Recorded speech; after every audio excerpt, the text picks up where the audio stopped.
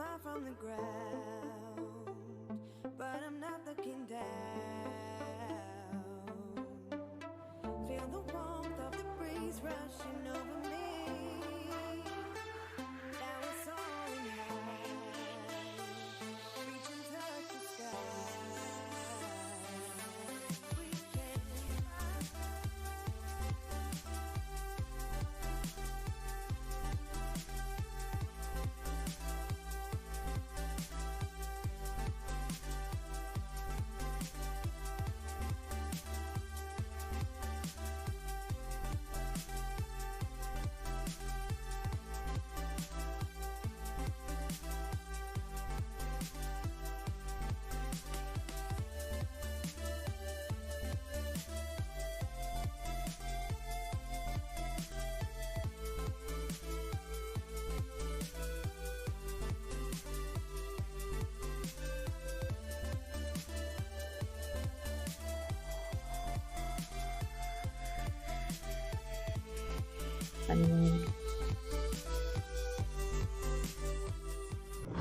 Rawr!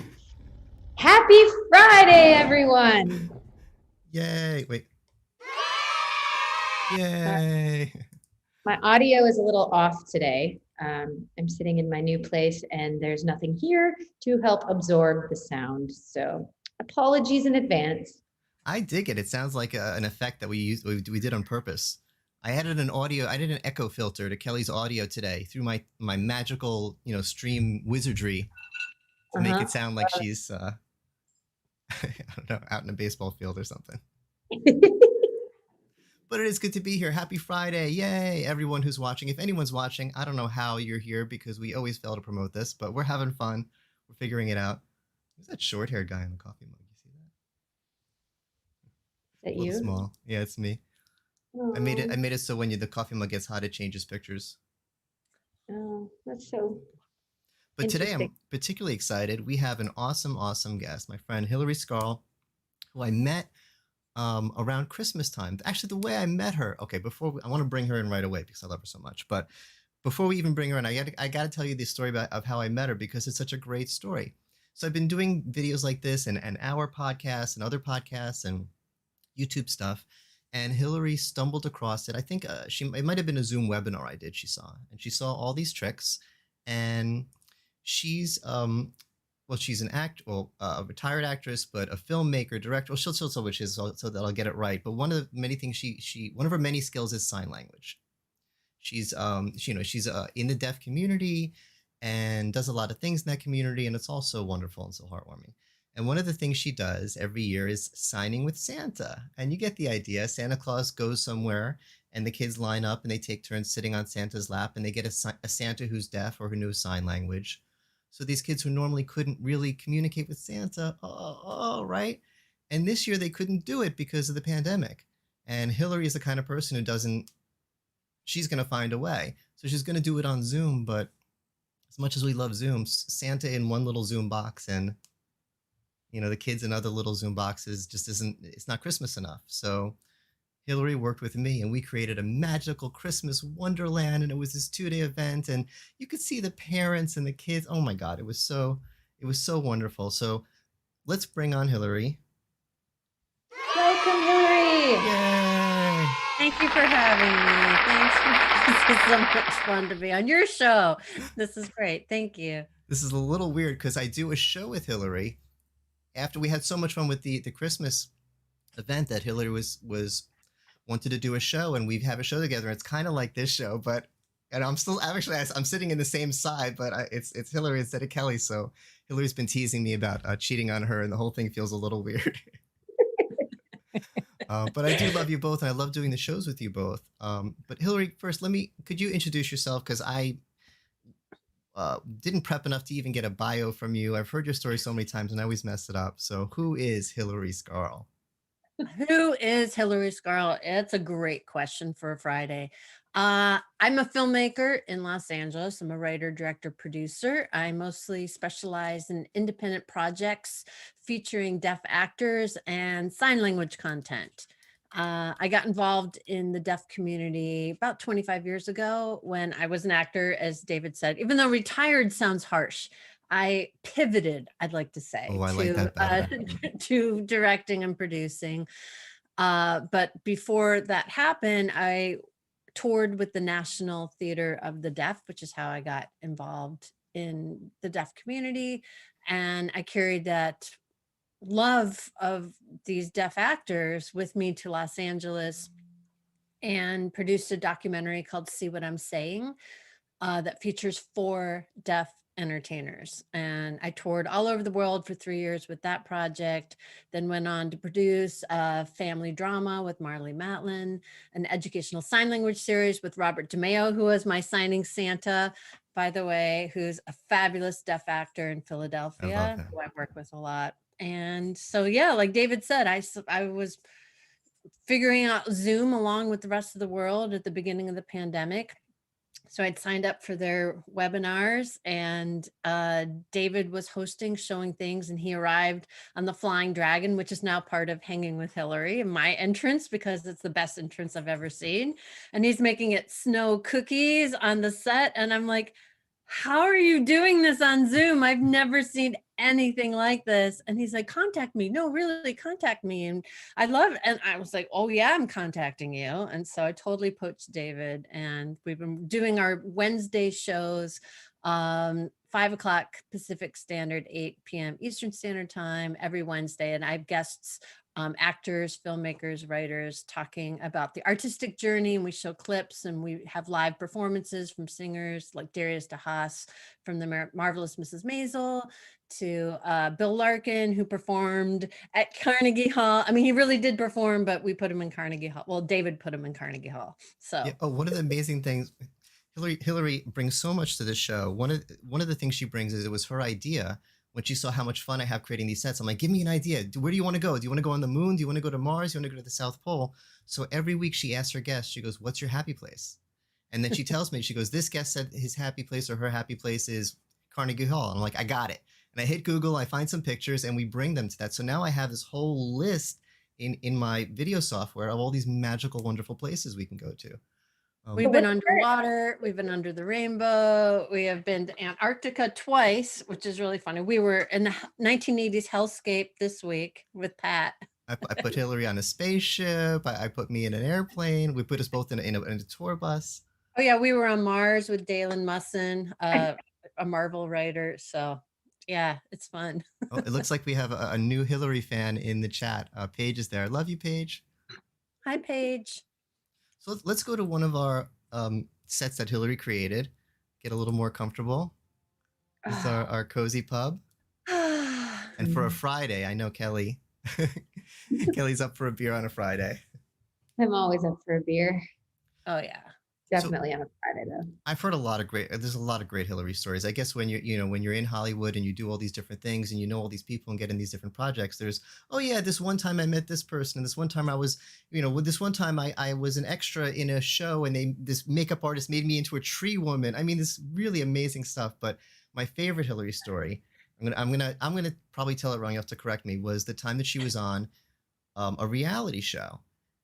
And, Yeah. and it was so great because she knew the deal, because she's directed reality shows. She knows what's up. She Produced. knows produced. Yeah, yes. That's the boss of the director. I know that. Right?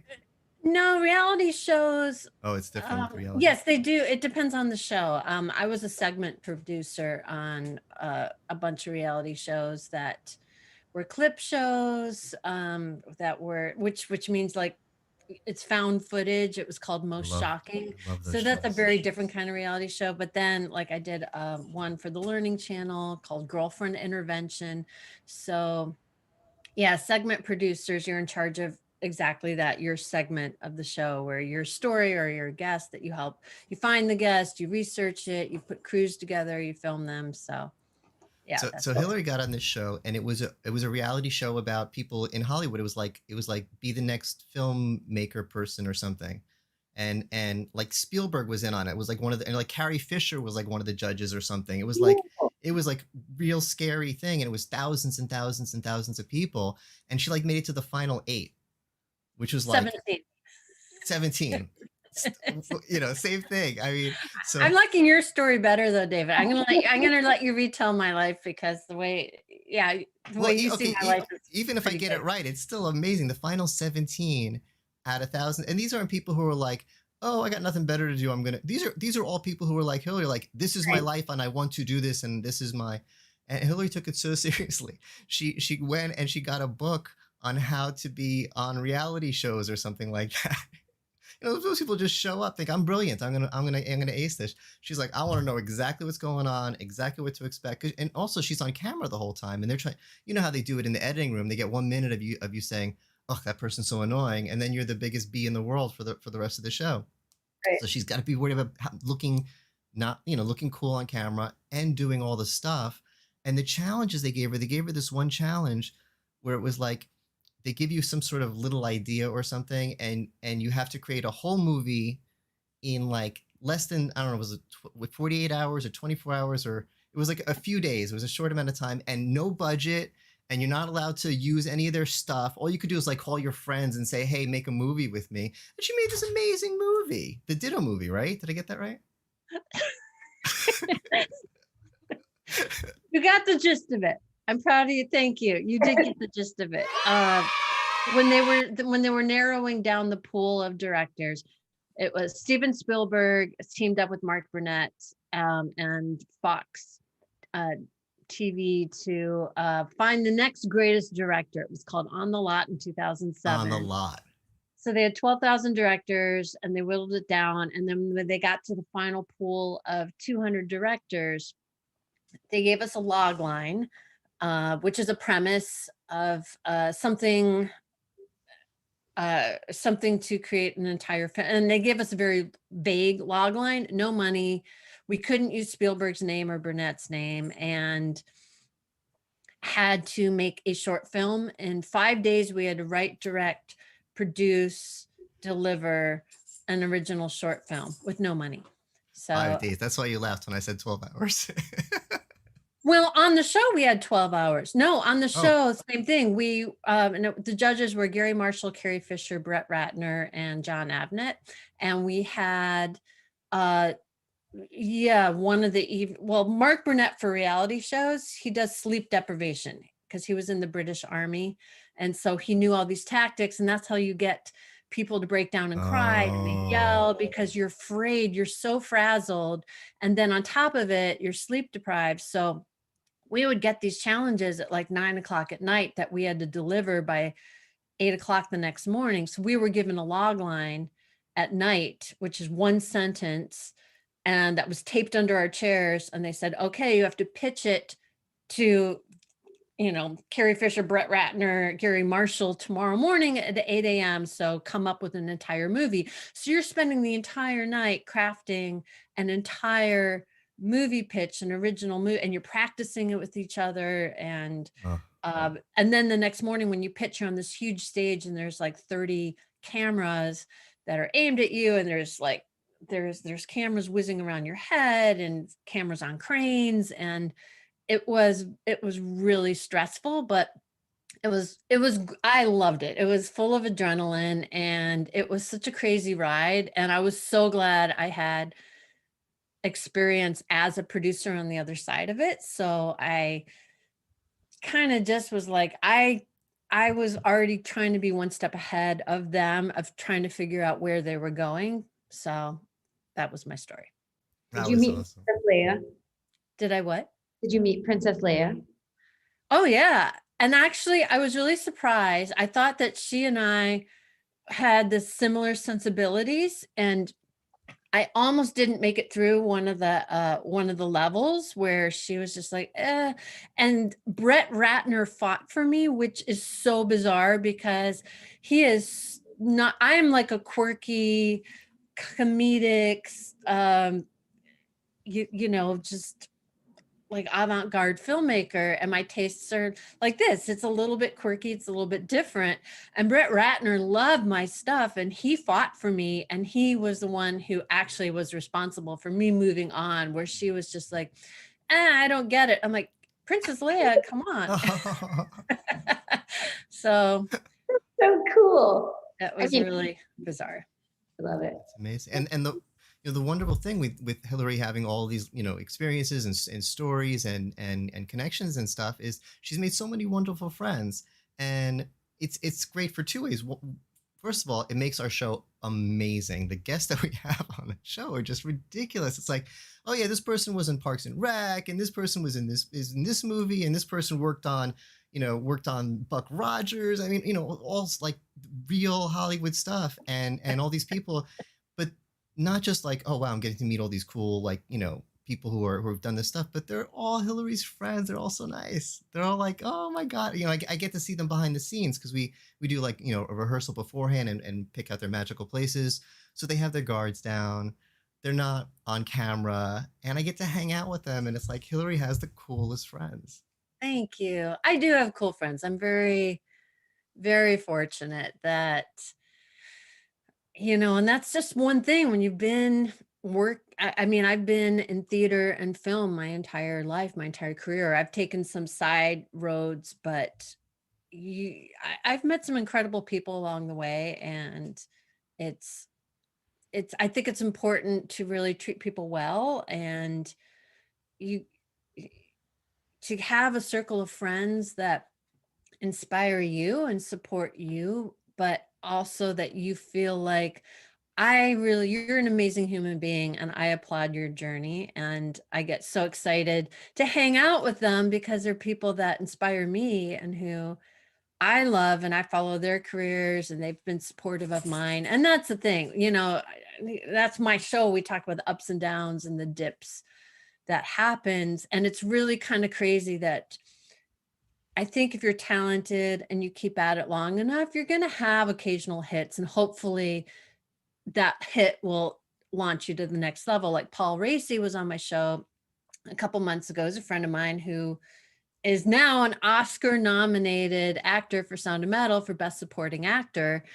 And it's like, it's taken him 40 years to get here, that we talked about on the show, that he's been acting and he interprets and struggling for 40 years, that he and his wife don't have health insurance. And yet here he is, with the $250,000 swag bag that's arriving this weekend. And he and his wife are walking the red carpet. Like, I think they're getting job offers and film offers. So, and that's my dog playing. So I think that's one of the important things about the show is, and I'm looking for the scene now. I don't know if we have it set up, but the script scene you have, Hillary, one of Hillary's idea is she has scripts, which is take on crypts, and it's like scripts from the morgue. Scripts from the morgue. I'm gonna take a risk. I'm gonna click on it. We might be my graveyard. Let me see. Oh, there's none of us here. It's my graveyard where I talk about projects that, as writers and filmmakers, we all have things that we've tried to develop and get off the ground that don't make it. And I have an entire file cabinet that I've nicknamed the morgue, because I pull it out and I look at all the files that I keep of shows and films and projects that just never made it for one reason or another. And sometimes they get resurrected. And I'm rewriting a feature I started in 2013, and I spent 2 years, maybe 3 years, and I got frustrated and other projects came along, and now it's hot again. So I've pulled it out this last year and I'm working on it again. So. And I think it's really encouraging when we bring some of our guests to that particular set, because we'll have guests on that are talking about, oh yeah, I'm going to the Academy Awards. My show is so hot right now, or oh, I just got this great gig. I'm writing for one of the big superhero movies or something. Something really great's happening for them, and we're worried that a lot of people might. Well, we have millions and millions of viewers, and some of them might be watching and saying to themselves, oh no, I worked for 6 months on this project and it's going nowhere. I'm so discouraged. I'm just done. And you need to know that for every successful project, all of our guests that we've talked about it have said, oh my God, I have so many scripts in the morgue. I have this project that I spent years on that never went anywhere. I have this one. And it's okay. It's part of how we get good at it. That's so I don't worry that our viewership isn't that good on this show. We're kind of feeling it out and we're getting good at it. And like Hilary liked that one story I told about the Beatles. The Beatles wrote 100 songs before they or more, right? Before they had their first song that came out. And people said, can we hear those first 100 songs? They said, no, they're terrible. That's how we got good, is So it's okay if you fail. It's okay if you fail again and again and again. You just got to keep at it, and eventually one of those scripts from the morgue becomes. Well, Kelly, you'll appreciate this as a marketing person. One of my friends, and she's my muse, is Emily Best, who is the founder of Seed and Spark. It's a filmmaking community that is like Kickstarter, Indiegogo, but they have a much higher success rate. And she also then launched a streaming platform. So you carry your donors, your supporters from the fundraising stage all the way through to streaming and distribution and through the entire thing. And she is so smart, and she does these tours all over the country.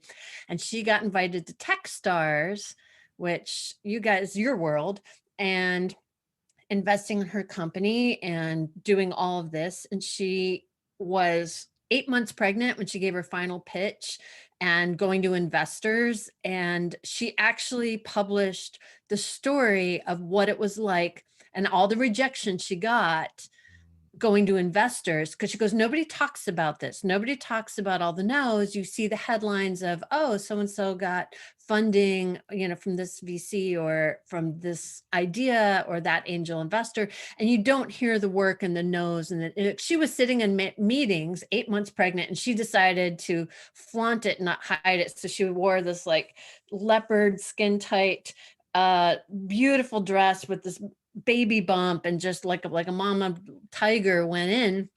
And people are like, well, when the baby comes, like, what about your company? Is it going to survive? She goes, it's like having a child and being pregnant with your second, going, oh, is your first child going to die because your second baby is being born? It's like, no, you take care of your family. Like, why can't I be a mom? And she'd breastfeed in meetings and be like, this is just being a mom. But I love the fact that she publicized, I'll have to find it and send you the link, that she shares her journey through becoming the CEO and finding investors. And it was so brave to put out there, but vitally important. So I celebrate you, Emily Best, if you ever watch this. Oh, I think you muted Kelly. How did I mute myself? Sorry. That's okay. That's funny. David Danto in the chat is teasing Kelly for being so quiet, and meanwhile she's muted. We don't even know. I was actually talking a little bit in there. And hi, Andrew in chat. Good to see you. That's super cool. I mean, yeah, people like you're right. Like you hear all these stories of famous people or people trying to start their companies, but yeah, people never talk about the 100 no's for the one yes. And all of the hardships and things that you deal with trying to get somewhere, right? And that's cool. I'll check it out. The only one in Hollywood that tells a different story that I've heard is Jerry Seinfeld. Jerry Seinfeld, and God bless him, but he talks all these comics, and it's like anything in life, but I guess any other thing in Hollywood. They go to the clubs and they work on their routines, and they spend years and years practicing and doing these tiny little stand-up things, and they never get anywhere from it. And then you see them on the David Letterman show, and you think it looks like the guy just walked onto the David Letterman show and started telling jokes. Like, oh, I would have done it better. It's so easy, and you don't see the road to get there. And Jerry Seinfeld, I saw him in an interview once, and he goes, yeah, everybody tells that story, but it wasn't like that for me. I just sort of walked on stage, and everyone was really nice to me. He was just a natural. He's just a natural stand-up, to the point where for him, he's like, some people buy one lottery ticket and are millionaires, but most people play the lottery every single week for years. Yeah. Same thing for stand-ups and for writing. Yeah, you do find that occasional unicorn that strikes gold the first time. I think I know one person that was not from money, who's a writer, who said, yeah, I've never had a day job. I've always made a living writing. I mean, he's an extraordinary writer. But that's exceptional and rare. Yeah. And I was like, you've never had a day job. And the circles I run in, we all not only have a day job, but we've had multiple day jobs and, different revenues of income to support ourselves and our craft. I was just actually sitting on a podcast last week with some of my buddies down here in Dallas that rep pro audio stuff. And they were interviewing a guy who was the sound manager for like all of these famous bands. And he had the same thing. He's like, I just had a friend call up and say, do you want to, and he was in college for like accounting in Texas. He was an accounting major and he was like his second year in school. And his friend was like, it's like, I have a great opportunity for you. Do you want to run the sound for Aaron Watson? He's like a famous country singer. And he had like no sound engineering experience. He said he's like, it's like, oh, it sounded kind of fun. And I was in my early 20s. He's like, I picked up a book and read about sound engineering. And then he ended up touring with like, Aaron Watson and Ziggy Marley for a couple years. And then David Byrne from the Talking Heads and like all this crazy stuff. And he's like, yeah, he's like, I never had to like push like road cases or any of the stuff. You just jumped into it. But it's, you know, he's super thankful too, right? Like I think a lot of folks realize that people have had to start from the bottom and get a million no's and do the, you know, the crap work before getting to the top. And it makes me appreciate, you know, now that I'm like creating content and doing these sorts of things, you know, what for most of my life, I would see something on TV and I would be so critical because it seems so easy. I would watch a stand-up comic and I wouldn't like one joke and I'm like, that joke could have been better. And I'm not thinking of the hundreds and hundreds and hundreds of hours that he or she spent writing those jokes and testing them in different, you know, trying them different ways and working on it and all the other jokes that worked, how much work it is to make anything, just to get anything out there. And then just to be, for me, like as a 15-year-old kid being like, that sucks. Why didn't they do it good? I'll judge you. I was so judgy. And now I see how hard it is. And from the other side, it's so amazing. I'll be like, last year I did an event for Let's Do Video where I did a day-long live stream where I invited all my sponsors to speak. And I had, you know, one of my little talk show sets. And it was, you know, months of preparation, inviting people, schedules, timing, having people call in. And it all went off without a flaw. It was a day of live streams. Everyone had the materials that they shared. And at the end of the day, I'm like, oh, you know, I can't believe I got that all done. 4 hours, 8 guests, something like that. And the comment on YouTube, one guy commented and said, your third guest lighting was pretty bad. Oh, come on. And I was like everyone's a critic. I was like, are you kidding me? I put so much work into it. And I'm sorry I didn't meet with that one guest and work with him closer on getting his lighting back. Are you kidding me? I'm like, what about the content? What about what he said? It was a great interview. This is a hater who's jealous that you're doing something awesome. And the fact that they're not, and it's very easy to be an armchair critic. So, but the worst part is I can't hate him because I used to be that guy. I listened to an album and I'm like, I don't like the keyboards in the third song. You know how hard it is to put out an album? But it makes you feel better to feel like, oh, I would have done something better. I would have done something different. It's an ego-based mindset. And people, if you notice, people who are doing extraordinarily well would not do that or say that. It's people who are not doing as well as you and who might feel threatened, who feel jealous, who feel guilty. There's I'm reading a lot right now about the haters and cyberbullies and the sort of mentality of where that comes from.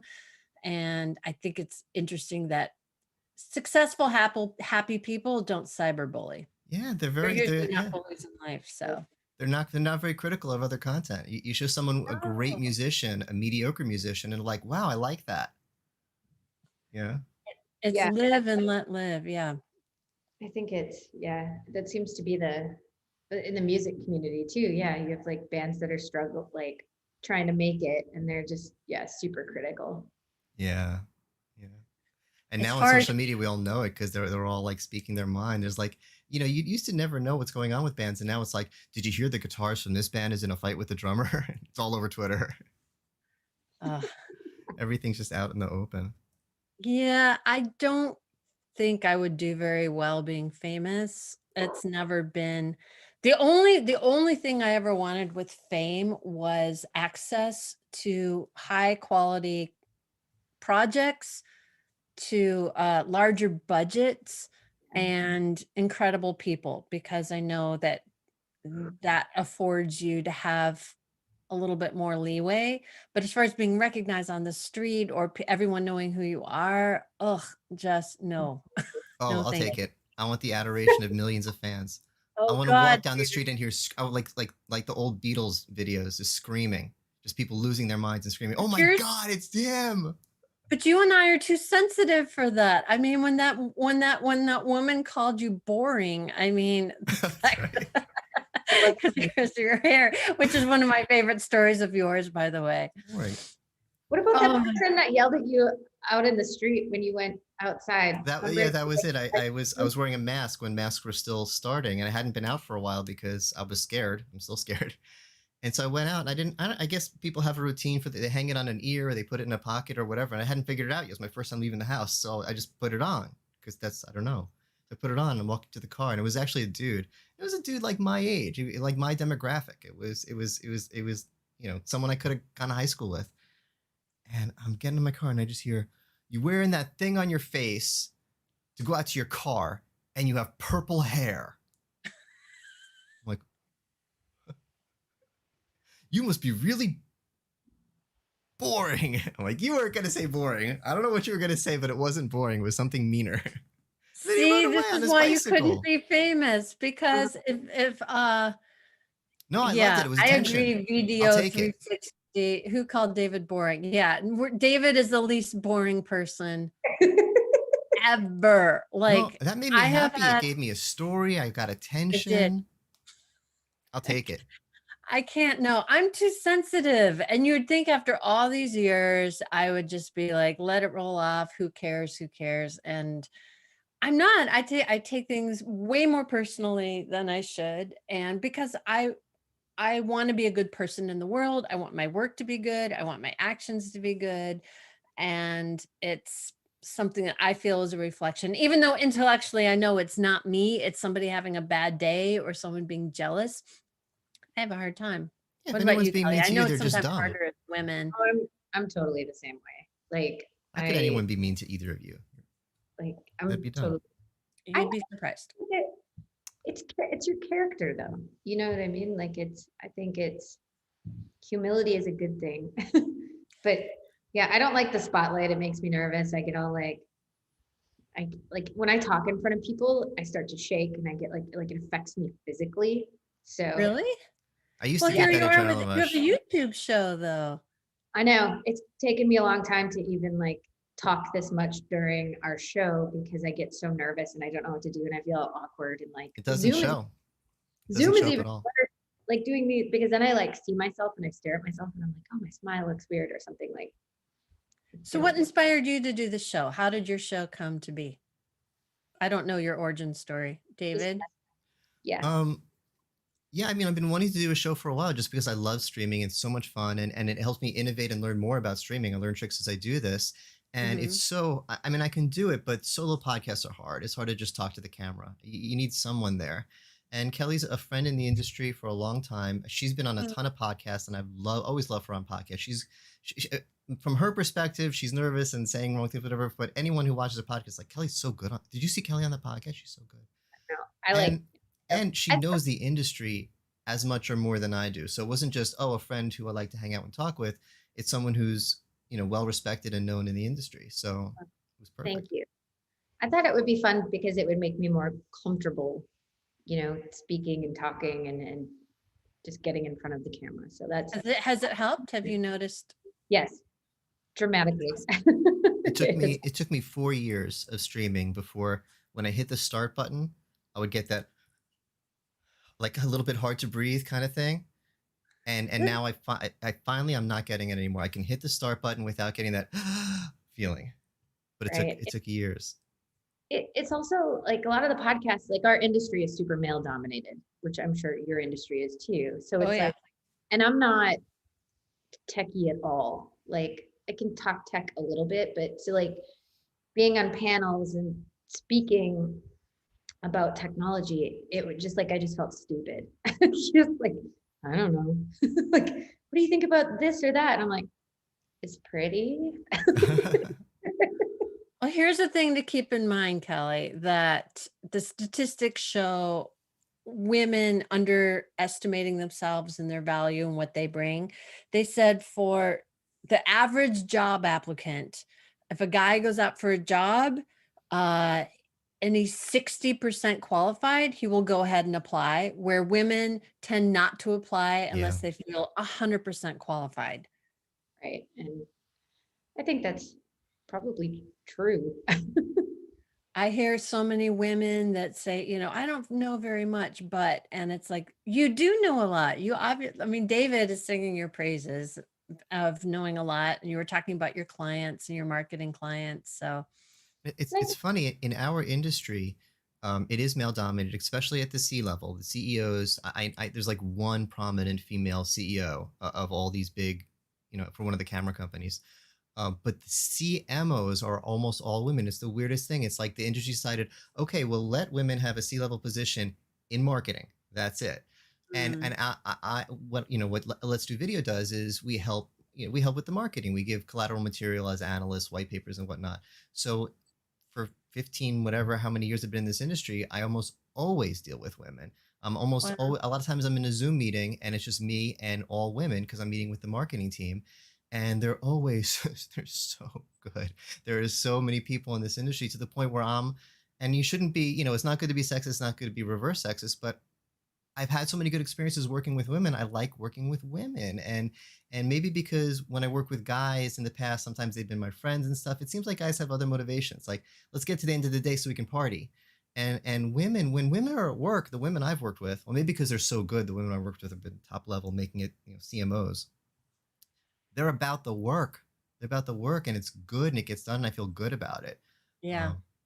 Maybe I shouldn't make generalizations. Maybe that's just a compliment to the individual people that I've worked with in this industry. I've rarely been let down. I've rarely been hired to do a webinar or a project, and then they just fall through and don't give me what I need, and it's not a success. And we should be promoting these people better on our show because they're rock stars in the industry, and there is that glass ceiling of, you can be in marketing. We'll let you have that.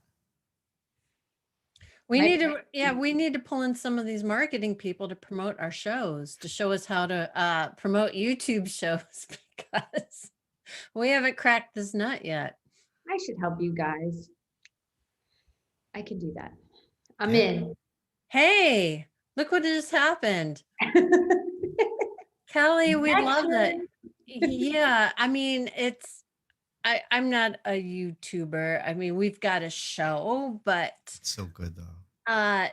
We're not doing, and we've got a schedule. So we've been absolutely a stickler for every Wednesday, 5 p.m. We same have guests time. lined up for months. You We guys have guests. do you use social media?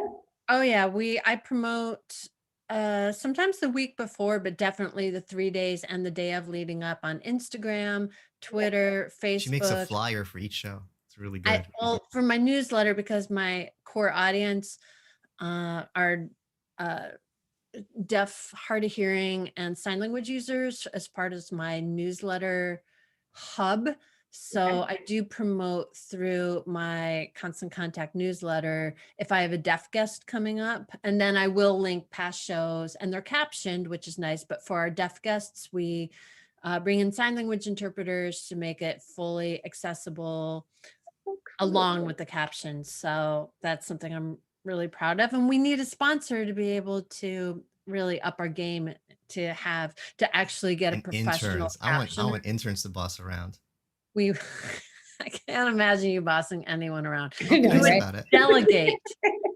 I can't imagine you being bossy. I can imagine you delegating. I bet you'd be a great boss though, David. I'm very encouraging. Whenever anyone does anything for me, like, oh my God, you did something for me and I like it.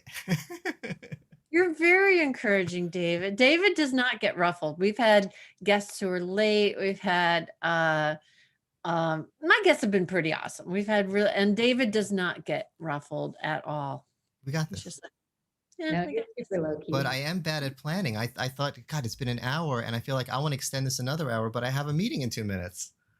oh, well, then you've got to go. I have to make Worst. pretzels. I'm making Worst. homemade pretzels for my Oscar party tonight. So Nice. Sounds so Oh, fun. I really feel like we're just getting started though. This has been like, Yeah, we have to have you back on, Hilary. I'd please. be happy to. Thank you for having me, and thank you for all the people who are watching. Do we know Video 360? Is that your friend? yes, that's our friend Yeah. Paige. We love her very much.